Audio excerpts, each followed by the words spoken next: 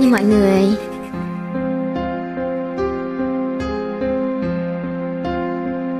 Tình yêu là thế, đôi khi là mình say mê, đôi khi là mình ngu ngê, tìm một người để nói rơi lệ.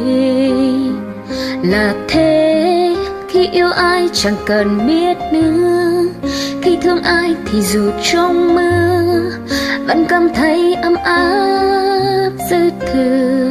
Rồi khi em thấy anh trong tay cùng người khác ấy, sao em quên được khoảnh khắc đây, anh bên ai hạnh phúc như vậy. Thì thôi buông đôi tay và để anh đi, xem như ta lần đầu chia ly, cũng là lần cuối nghĩ suy. Thì anh cứ đi đi, anh cứ xa em và đừng ngẫm nghĩ hạnh phúc ra sao, yêu thương như nào chỉ thêm thời gian lãng phí. Thì anh cứ đi đi và đừng nhớ nhung chi về đâu khi ta đã lát mất nhau. Mình buồn vì tim mình đau, mình buồn thì ai thấu đâu, từng lời buồn chưa hết câu, nước mắt đã dần khuét sâu.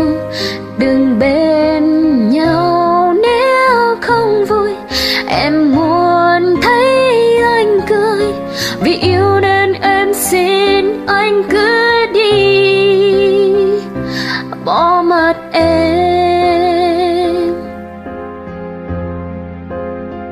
Rồi khi em thấy anh trong tay cùng người khác ấy, sao em quên được khoảnh khắc đây, anh bên ai hạnh phúc như vậy.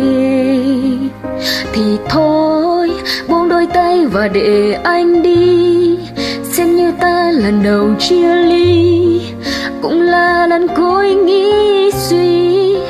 Thì anh cứ đi đi, anh cứ xa em và đừng ngẫm nghĩ hạnh phúc ra sao, yêu thương nhau nào chỉ thêm thời gian lãng phí.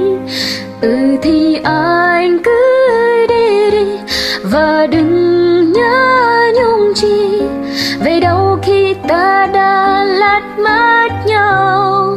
Mình buồn vì tim mình đau, mình buồn thì ai thấu đâu, từng lời buồn chưa hết câu, nước mắt đã dần quét sâu.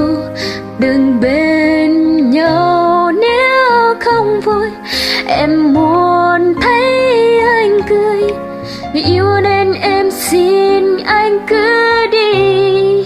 Mình buồn vì tim mình đau, mình buồn thì ai thấu đâu, từng lời buồn chưa hết câu, nước mắt đã dần khuét sâu. Đừng bên nhau nếu không vui, em muốn thấy anh cười, vì yêu nên em xin anh cứ đi, bỏ mất em.